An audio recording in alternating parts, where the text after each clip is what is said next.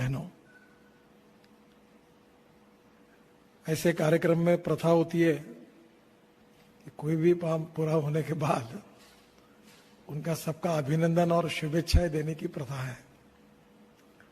पर मुझे संकोच हो रहा है कि मैं आपका अभिनंदन कैसे करूं, क्योंकि 2008 में तय हुआ था कि इस प्रकार से बिल्डिंग बनेगी। 2011 में इसको टेंडर अवार्ड हुआ और ये 200-250 करोड़ का काम 9 साल के बाद आज पूरा हुआ। इस काम को पूरा देखने के लिए 2 सरकारें और 8 चेयरमैन लगे और उसके बाद में ये काम आज पूरा हुआ है। तो वर्तमान चेयरमैन और मेंबर बेचारे, उनका कोई इसके साथ संबंध नहीं है, पर जिन महान हस्तियों ने 2011 से लेकर 2020 तक इस पे काम किया है, उनके संभव हुआ तो चेयरमैन साहब उन सब सीजीएम और जीएम इनके फोटो एक बार इस ऑफिस में जरूर लगा देना कि जिन्होंने 9 साल इस काम को केवल निर्णय न करने के कारण देरी की और इसके लिए उन्होंने जो 9 साल की देरी की, कम से कम उनका इतिहास भी सामने आए।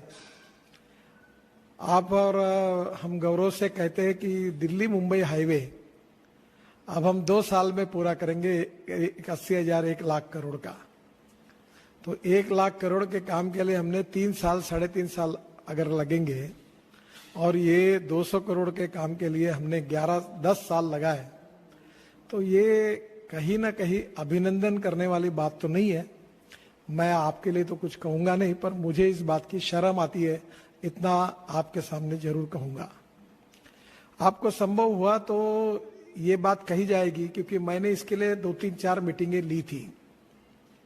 ये जब काम फंसा हुआ था तो मुझे भी काफी जानकारी है, और अभी कि जिन्होंने 9 साल इस काम को केवल निर्णय न करने के कारण देरी की और इसके लिए उन्होंने जो 9 साल की देरी की, कम से कम उनका इतिहास भी सामने आए।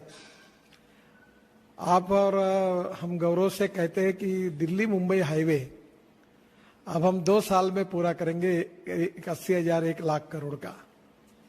तो 1 लाख करोड़ के काम के लिए हमने 3 साल 3.5 साल अगर लगेंगे और ये 200 करोड़ के काम के लिए हमने 10 साल लगाए, तो ये कहीं ना कहीं अभिनंदन करने वाली बात तो नहीं है। मैं आपके लिए तो कुछ कहूंगा नहीं, पर मुझे इस बात की शर्म आती है, इतना आपके सामने जरूर कहूंगा। आपको संभव हुआ तो ये बात कही जाएगी, क्योंकि मैंने इसके लिए 2-3-4 मीटिंगें ली थी।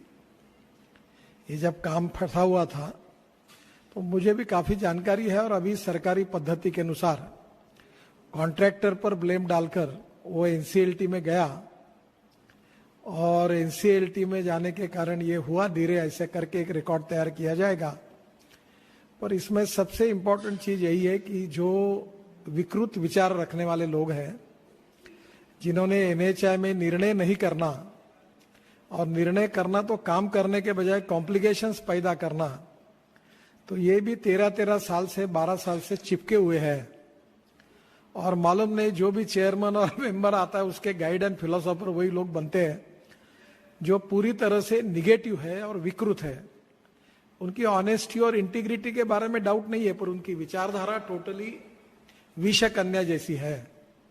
और ऐसे विकृत लोगों को आज भी गाइड एंड फिलोसोफर के रूप में ऊपर से लेकर नीचे तक सभी लोग क्यों यूज करते हैं, इसका मेरे मन में बड़ा आश्चर्य लगता है।